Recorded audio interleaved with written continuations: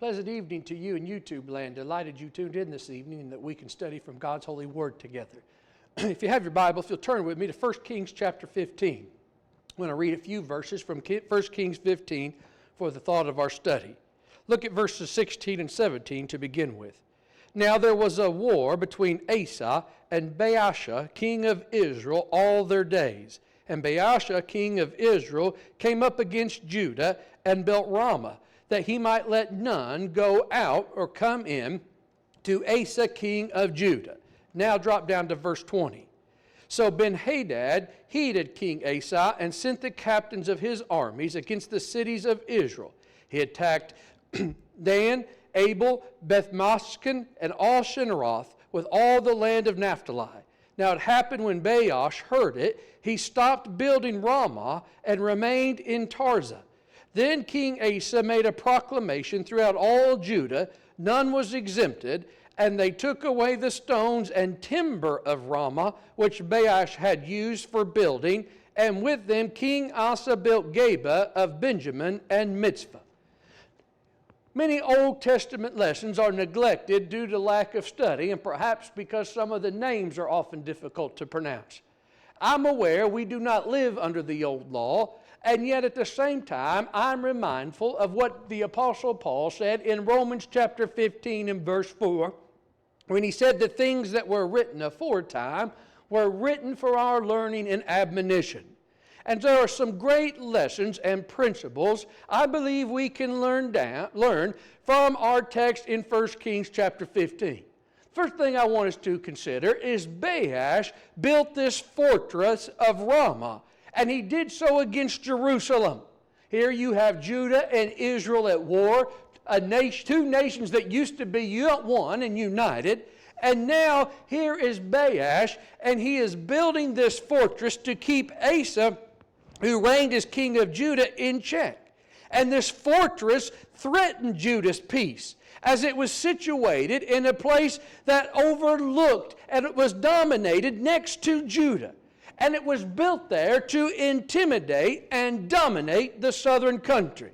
So when one looks at Baash, one thing can be said, this was a good military strategy. Secondly, let's notice Asa's counter strategy against Baash, which we find in 1 Kings 15, verses 18 to 20. Notice King Asa's tactic. He's going to make a treaty, and he's going to draw Baash into the north to meet what he thought was another enemy. And while they were seeking this other enemy to battle, the people of Judah, they go out and they tear down the fortress at Ramah. They tear it all the way to the ground. They raze that building. So what a brilliant move on the part of Asa and the southern kingdom of Judah. But observe something else they did. It wasn't just enough to eliminate and tear down the structure and walls of the fortress Ramah. For if they left the timbers and stones, Baash may have come back and rebuilt the place and again endangered Judah.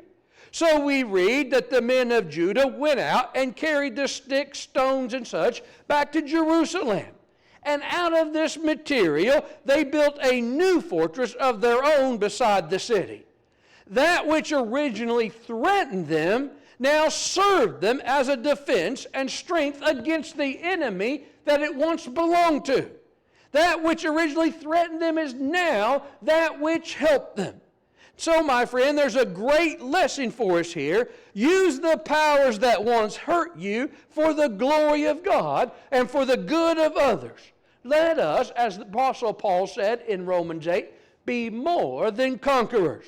Now, let's just take that and look at some New Testament examples, taking that Old Testament principle. First, have you ever thought that Paul once led persecutions against the church, and he turned that zeal into a convert of Jesus Christ, and he turned himself into the image of Christ? In 1 Corinthians chapter 11 and verse 1, the Apostle Paul says, imitate me as I imitate Christ. He was now a preacher, from persecutor to preacher, by the grace of God.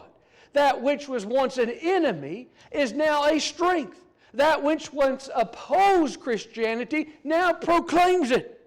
And I want you to think about, here was one that used to be a danger to the people of God. Now he's going out and preaching the good news, the gospel of Jesus Christ. Or secondly, look at Peter. Think about that man who was known oftentimes for his rashness. But many times we could look at that man and we saw when he denied the Lord 3 times, that fear. But that fear turned into courage. And on the day of Pentecost in Acts 2, he stood up and preached the gospel of Jesus Christ. Many times, my friend, our greatest weakness can become our best strength when we lay it in the hands of God. What once got Peter in trouble is now being used to glorify God. I want you to think about that. Peter took a weakness, used it as a strength, and gave himself courage by the gospel of Jesus Christ. My friend, that's not just victory, that's excessive victory. That's not just a conqueror, that's more than conqueror. And that's through God. So I want us to take that and apply it to today. We saw Asa take that which was a greatest threat against him, tear it down and make it a strength. We saw Paul and Peter take their weaknesses and turn them into strengths for the cause of Christ. What about us? You know, many times one must completely separate themselves from a problem to be able to get rid of a weakness to turn it into a strength. One, if they have a problem with drunkenness, can't continue to be around that which tempts them and takes them away from the glory of God. Sometimes the way we eliminate temptation is to get away from it. And we eliminate the temptation lest we eliminate God's glory. Secondly, there are types of excessive victory. To turn and quit that which is contrary to God's will and to give up that which is sinful is actually good. There are times to quit, but it's when it's contrary to God's will. And that gives victory. But there's another type of excessive victory. We turn that which used to lead us away from God into something for His glory. Now, we cannot continue in sin or abuse the grace of God, but we can change to use our weakness for God's glory. Have you ever thought that God is the one who makes us victors? In Him we change, in Him we have victory. So what do? I think what we need to learn to do is take our weakness and make it a strength. We strive to be like Christ. We conquer sin. And we do that through Jesus Christ. Now someone may say, is that attainable? Well, we're still going to stumble. But by His grace, we can have Christ live in us. That's what Paul said in Galatians 2:20. It's no longer I who live, but Christ lives in me. Secondly, we recognize what our temptations are. And we need to be careful not to ever think we're immune to any temptation. Paul warned of that in 1 Corinthians 10:12 when he said, if you think you stand, take heed lest you fall. Now, there might be some temptations that are greater for me and others that are greater for you. But we all have to face temptation.